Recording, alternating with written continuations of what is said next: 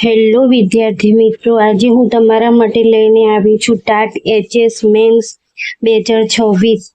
તો પરિણામ ક્યારે આવશે, ફાઇનલ મેરિટ કેટલું છે, સેફ સ્કોર કયો છે અને ડોક્યુમેન્ટ વેરિફિકેશન માટે અત્યારથી કયા કયા ડોક્યુમેન્ટ તૈયાર કરીને રાખવા,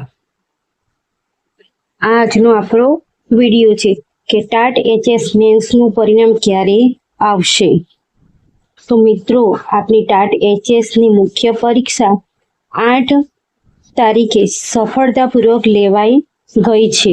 હવે સૌથી મોટો પ્રશ્ન એ છે કે પરિણામ ક્યારે આવશે. સામાન્ય રીતે બોર્ડની પેપર ચેક કરવામાં થોડો સમય લાગે છે, પરંતુ મળતી માહિતી અને અંદાજ મુજબ આપનું પરિણામ સપ્ટેમ્બર મહિનાના અંતમાં અથવા ઓક્ટોબરના પહેલા અઠવાડિયામાં જાહેર થવાની પૂરી શક્યતા છે. હવે બીજો પ્રશ્ન છે કે ફાઇનલ મેરિટ કેવી રીતે બનશે.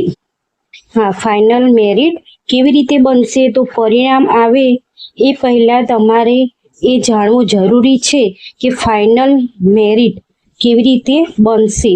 હવે જૂના નિયમો બદલાઈ ગયા છે. તમારી કોલેજ BA, BCom કે BSc કે બીએડના ટકાવારીના માર્ક્સ મેરિટમાં ઉમેરાવાના નથી. તમારું ફાઇનલ સિલેક્શન 100% સીધું ટાટ મેન્સના બંને પેપરમાં તમે જે માર્ક્સ મેળવ્યા છે તેના આધારે જ થવાનું છે.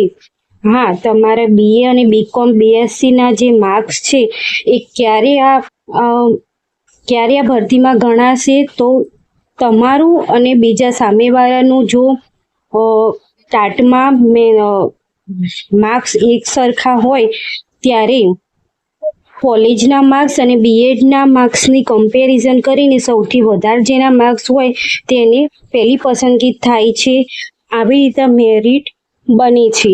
પરંતુ સૌથી પહેલા તો ટાટના મેન્સ માર્ક્સ છે તેના આધારે જ થતું હોય છે. પરંતુ જ્યારે આ પ્રશ્ન ત્યારે બને છે જ્યારે એક જ સરખા માર્ક્સ હોય ત્યારે. તો આગળ જઈએ હવે કે અંદાજિત કટ ઓફ એટલે સેફ સ્કોર કેટલા માર્ક્સવાળા સેફ ગણાશે. તો મુખ્ય પરીક્ષાના લેવલ અને હરીફાઈને જોતા જો તમને કેટેગરી મુજબ નીચે પ્રમાણેના માર્ક્સ આવવાની આશા હોય તો તમે સેફ ઝોનમાં છો અને તમારી આગળની પ્રક્રિયા માટે તૈયાર થઈ જવું જોઈએ. જનરલ ઓપનમાં છો તો 135 થી 140 માર્ક્સ છે તો તમે સેફ ઝોનમાં છો. ને જે OBC EWSમાં છો તો 131 થી 136 માર્ક્સની વચ્ચે અથવા તો 136 સુધી હોય, 131 થી 136 માર્ક્સ તો તમે સેફ સ્કોરમાં છો. હવે SC અને ST કેટેગરીમાં છો તો 125 થી 130 માર્ક્સ હોય તો સેફ ઝોનમાં છો. જો તમને અંદાજિત આટલા માર્ક્સ થતા હોય તો તમારે ડોક્યુમેન્ટ વેરિફિકેશનની તૈયારી અત્યારથી જ શરૂ કરી દેવી જોઈએ.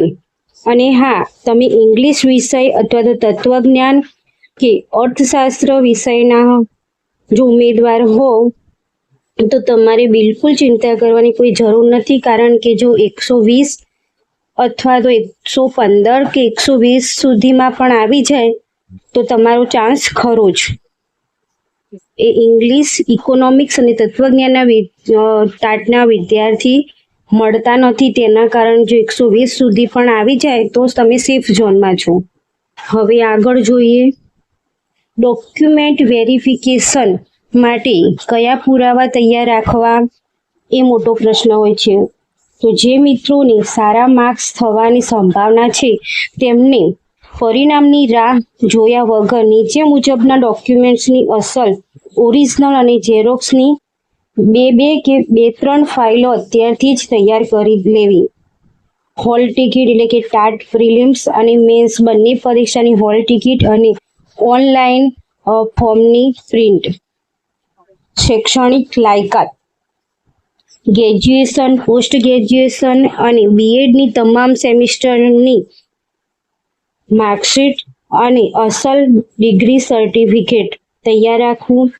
ઓળખ અને રહેઠાણ તો આધાર કાર્ડ અને સ્કૂલ લિવિંગ સર્ટિફિકેટ એટલે કે LC તૈયાર રાખવા. જાતિ અને આવક, જેઓ અનામતનો લાભ લેતા હોય તેમને પોતાનો જાતિનો દાખલો, અને ખાસ કરીને OBC SC BC વાળા મિત્રોએ તાજેતરનું અને મુદત પતી ન ગઈ હોય તેવું નોન ક્રિમિલેયર સર્ટિફિકેટ તૈયાર રાખવું. તો મિત્રો ટાટ મેન્સ 2026ના પરિણામની રાહ સાથે તૈયારી પણ ચાલુ રાખો ટાટ ની. તો આવા જ વિડીયો જોવા માટે અમારી ચેનલને અત્યારે જ લાઈક, શેર અને સબસ્ક્રાઈબ કરો.